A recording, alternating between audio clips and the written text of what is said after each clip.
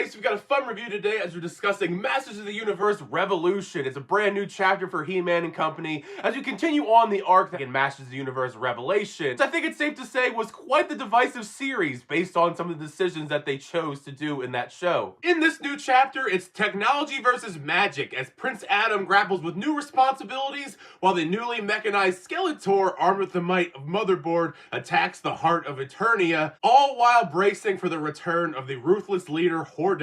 Of course, we'll never truly know if any of the backlash factored into the creation of Revolution, especially considering that animation can take a long time to create. But Masters of the Universe Revolution, at its core, embodies the core ingredients in creating an awesome He-Man story. It has a fast-paced, fun narrative filled with creative, over-the-top battles. That's the first major thing I do have to praise about this show, as the action is increased tenfold. And it truly embodies that feeling you have watching a Saturday morning cartoon. Just in this case, though, some fantastic animation. Though this series is only 5 episodes long, they do jam in a lot of action in those 5 episodes. I mean, the very first sequence in the first episode is this epic battle between He-Man and company and Scareglow, which really did set the tone for a lot of the other exciting battles that we would see throughout the rest of the episodes, although that Scareglow battle was one of my favorite ones, along with the final battle at large in episode 5, which almost felt like a Masters of the Universe style battle inspired by Avengers Endgame. Now, one of the main criticisms from Masters of the Universe Revelation was the fact that He-Man did not have a lot of screen time, which is a criticism that I actually agreed with. However, that is something that is vastly improved in Revolution, as He-Man has quite a significant role in pretty much every single episode. Out of the 5 episodes of Masters of the Universe Revolution, He-Man is in 4 out of the 5 episodes, usually engaging in some level of battle. So if that was a big turnoff for you in Revelation, I think they'll get you back on board in Revolution if you give that a chance. But even outside of the action, Adam's journey by and large is one of the most interesting parts to Revolution's narrative, since a surprise character comes into the picture and challenges Adam's core beliefs and forces him to grapple with responsibilities as both Adam and He-Man. It pains me a lot I can't discuss more about this surprise character and their large factor in the overarching story, just because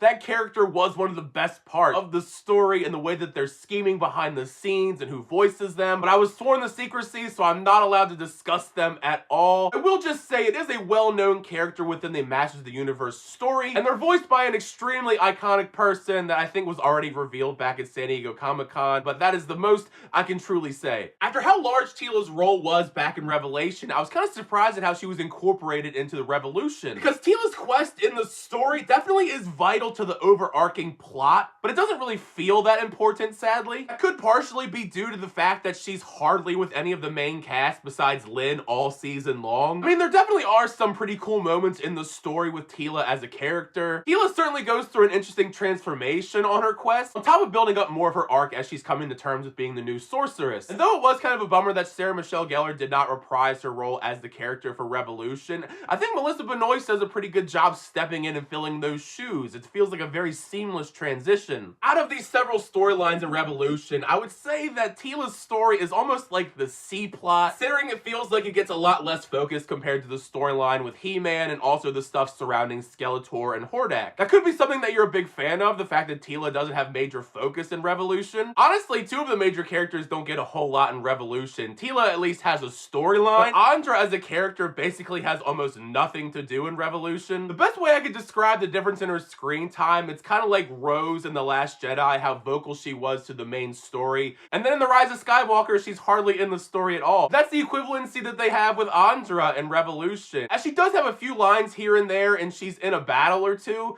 but she doesn't have an arc. She doesn't really have anything going on compared to everyone else. After where we left off with Skeletor and Revelation, gaining all of this tech thanks to Motherboard and Hordak, I can't deny how entertaining Skeletor can be. Or Skeletech, because sometimes they also call him Skeletech. I love Mark Hamill's portrayal of the character. It's no surprise that Mark Hamill continues to elevate the material, perfectly balancing Skeletor's wittiness and menacing evil persona that perfectly encapsulates Skeletor as a character in his endless pursuit to take down He-Man. Another great detail to Skeletor in Revolution is how we flesh out more of his backstory. Even if a lot of his backstory isn't anything new to fans of the universe, it does still offer some interesting layers to his dynamic this season and his relationship with Hordak. Skeletor has always been my favorite villain in Masters of the Universe. Hordak has always been up there too. Initially in Revolution, Hordak makes quite the impression as this cool man in the shadows with all of this tech controlling his army. It certainly doesn't hurt his coolness fact that he's voiced by the legendary Keith David. Can't deny the fact that I did leave a little bit underwhelmed underwhelmed by Hordak as a character. It is extremely difficult to describe my feelings towards Hordak without going into spoilers. He still is extremely menacing whenever he is on screen, but I don't feel like he's on screen enough for my liking, at least. There's one incredible battle that Hordak's involved in, but other than that, I did want a little bit more of his character, but we'll see if we're gonna get more episodes and we're gonna get to see a little bit more of Hordak as a character, just because it is kind of left open-ended on what exactly we're going to do with him. In similar fashion to Masters of the Universe Revelation, Masters of the Universe Revolution is a really fast watch. Every single episode in the show is less than 30 minutes long, 5 episodes.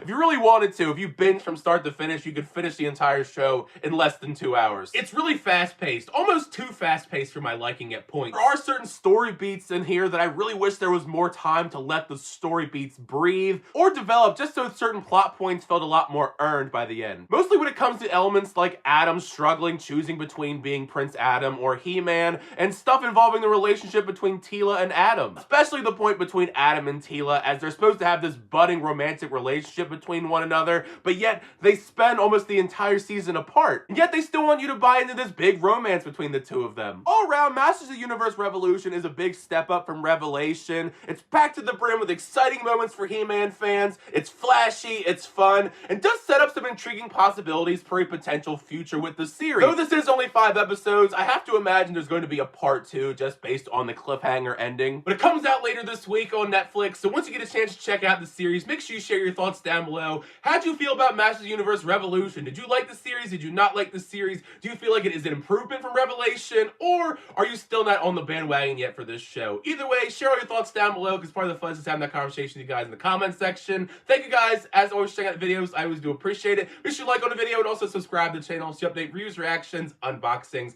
and more. For the next time, I'll see you guys later.